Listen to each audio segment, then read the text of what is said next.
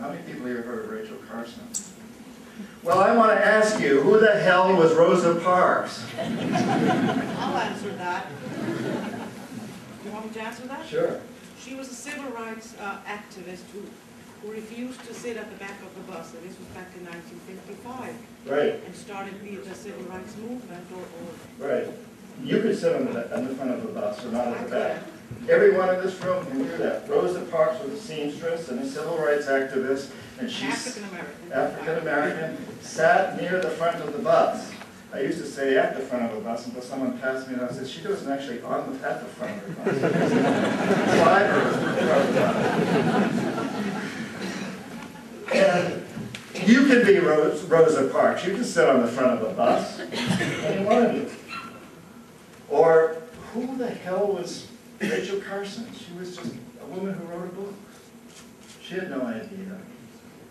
And, you know, 6 years ago, how many people in this room had ever heard the name Barack Obama? Who the hell is Barack Obama? And I want to ask you, how many people here have heard of Jack Woodbury or Richard Davis or Mrs. Schneer? Oh my God.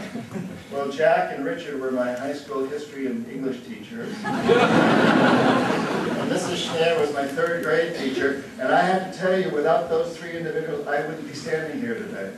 I wouldn't have ever written a book. Who the hell were they? They were teachers. How many people in this room are teachers? All right. You know how much power you have? Incredible power and influence. Mrs. Schneer, my third grade teacher, I grew up in this little rural New Hampshire town where there was a reform school, bad boys, real bad boys. And they had to go to the local public school because that's the only school there was. And when I was in third grade, there was a 15-year-old boy in class with me. You know, in third grade, I was 9. He was 15, and he didn't like me. He was a bully. He used to push me around. And I'd go running to Mrs. Schneer.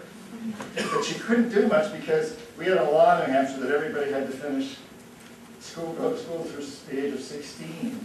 So they could throw him out for a day or two, but they always had to let him back in. So one day I go to Mrs. Schneer and whine, you know, like, he's picking on me. And she says, Johnny, you're just going to have to take this into your own hands. And I said, but he's big. And she said, here's my suggestion. You just kick him in the shins and run like hell. I don't think she used the H word. But I did it. And a funny thing happened.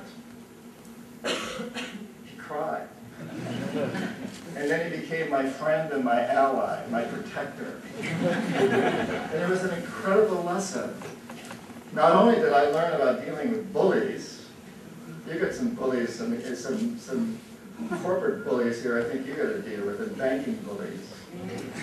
But I also learned to deal with my own fear, which is very important. You got to deal with that too, because these bullies, you know, they do everything they can to, you know, like if you don't pay your debts, nobody in the world will ever speak to you again. Iceland will be off you drifting around the Arctic Ocean like a lost soul. Don't believe a word of it.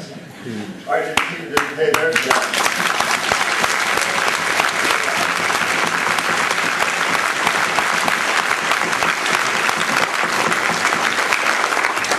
They need that aluminum.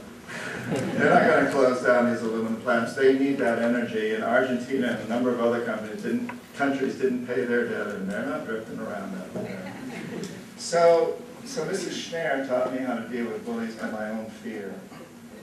And you are Mrs. Schneer.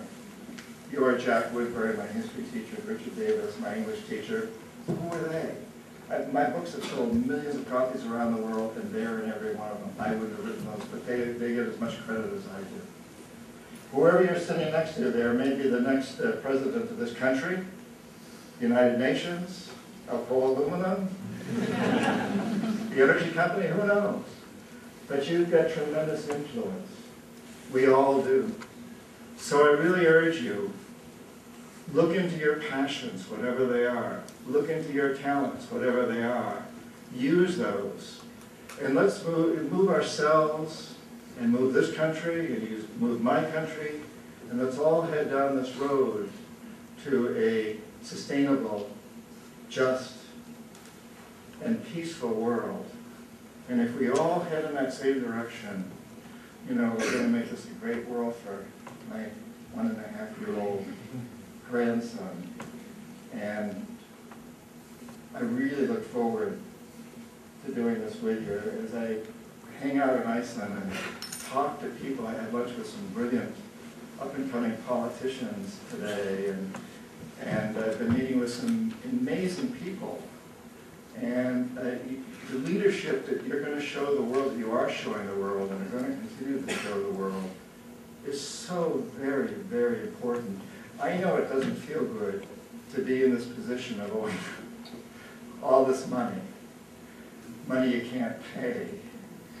But it puts you, and the resources you have, puts you in a very, very powerful position.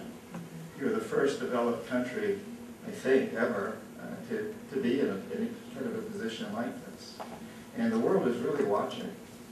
And so use that to your advantage and to our advantage.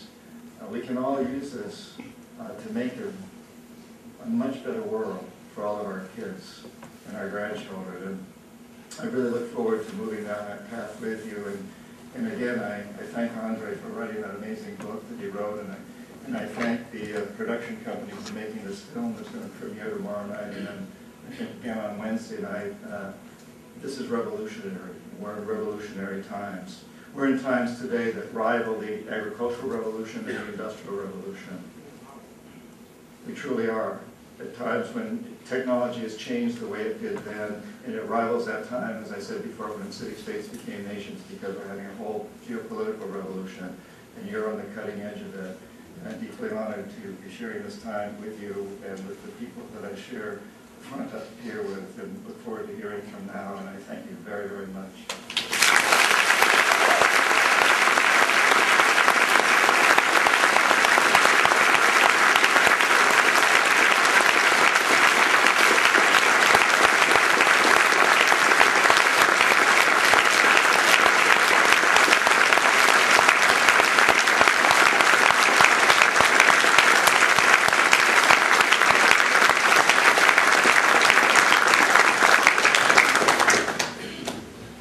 Very much, John, for talking with us with such passion and reminding us that we all can lead to change. The next speaker is going to be Sigurður Jóhannesson, who is an economist, and he has been looking at some figures relating to energy contracts in Iceland. Sigurður.